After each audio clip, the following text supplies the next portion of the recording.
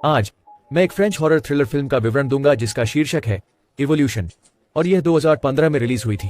Film की शुरुआत एक बीमार छोटे लड़के निकोलस से होती है जो अपनी मां के साथ समुद्र तट पर रहता है। एक दिन जब समुद्र में तैरते हुए निकोलस को एक मृत लड़के की झलक मिलती है जिसके पेट पर एक लाल स्टारफिश है।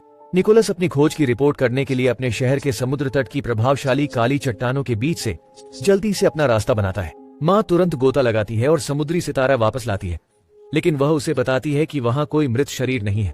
घर पर निकोलस को रात के खाने के लिए चिपचिपे भोजन दिए जाते हैं और उसकी मां उसे दवा की खुराक देती है। निकोलस अपनी मां से पूछता है कि उसे कौन सी बीमारी है। उसकी मां समझाती है कि इस द्वीप के सभी लड़कों को इलाज की आवश्यकता होती है क्योंकि उनके शरीर बड़े होने के साथ बदलेंगे और कमजोर हो जाएंगे। उस रात बाद में द्वीप की सभी माताओं को कहीं इकट्ठा होते देखा जाता है। वे समुद्र तट की ओर जा रहे हैं। फिर निकोलस की मां मृत शरीर को वापस लाती है जिसे निकोलस ने पहले देखा था और अन्य माताएं इसके चारों ओर इकट्ठा हो जाती हैं। अगले दिन निकोलस अपने स्टारफिश के साथ खेलता है। एक और लड़के ने उसे इससे डरने के लिए चिढ़ाया तो वह गुस्सा हो गया और लड़के पर हमला कर दिया। बाद में उसने स्टारफिश के एक हाथ को काट दिया। उसके प्रकोप के बाद उसकी मां उसे नियमित अवलोकन के लिए अस्पताल ले जाती है। अस्पताल में एक डॉक्टर निकोलस के पेट में पीला तरल इंजेक्ट करता है। उसे फिर अस्पताल में एक रात रुकने के लिए कहा जाता है। बाद में निकोलस खुद को अन्य लड़कों के साथ एक वार्ड में पाता है जिनकी इसी तरह सर्जरी हुई है। वे सवाल करना शुरू कर देते हैं कि उन्हें कौन सी बीमारी हो रही है। रात में दृश्य में दिखाया गया है कि नर्सें सी सेक्शन के वीडियो देख रही हैं। अगले दिन निकोलस को अस्पताल से छुट्टी मिल जाती है। उसे शक होने लगता है कि उसकी मां और नर्सों ने उससे झूठ बोला है।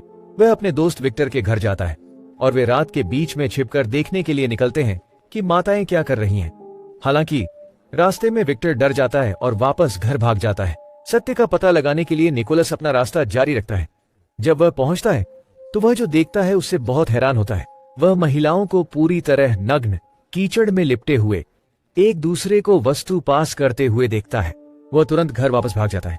कुछ घंटे बाद घर पर वह अपनी मां पर नजर डालने के लिए चुपके से झांकता है क्योंकि वह कीचड़ धो रही होती है। वह देखता है कि उसके पीठ पर कुछ चूसने वाले दिखाई देते हैं।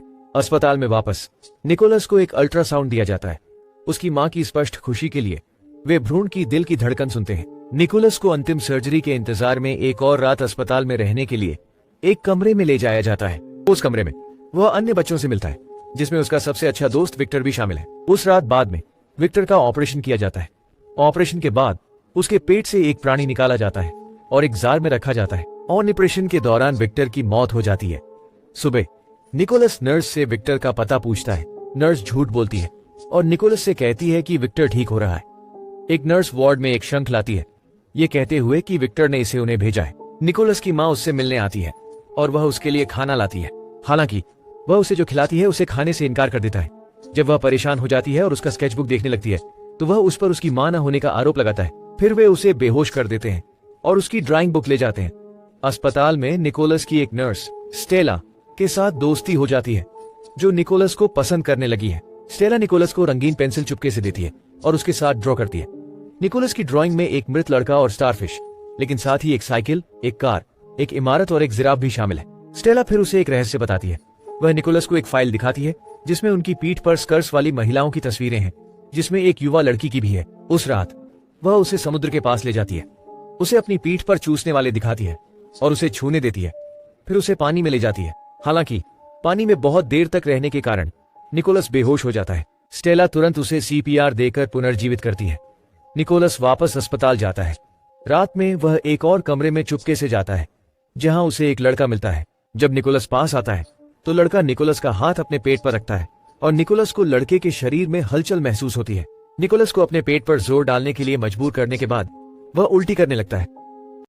निकोलस डर के मारे भाग जाता है और एक अलग कमरे में प्रवेश करता है। उस कमरे में वह लड़कों में से एक को टैंक में तैरता हुआ देखता है। ज्यादा देर नहीं होती है कि एक नर्स उसे पकड़ लेती है और उसे अंतिम सर्जरी के लिए ले जाया जाता है। सर्जरी के बाद निकोलस एक टैंक में जागता है। वह बंधनों में है और उसे टैंक के अंदर 2 बच्चे दिखाई देते हैं। ये देखकर वह चौंक जाता है और बेहोश हो जाता है। निकोलस जागता है और फिर से खुद को स्टेला के साथ समुद्र के पास पाता है।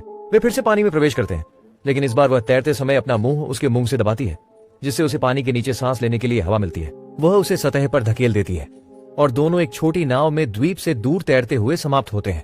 निकोलस को ताजा पानी पीने देने के बाद स्टेला वापस समुद्र में चली जाती है शायद द्वीप पर वापस जाने के लिए। निकोलस नाव पर रहता है और रात होते होते खुद को एक बड़े शहर के बंदरगाह के पास पाता है। और ये है फिल्म का अंत।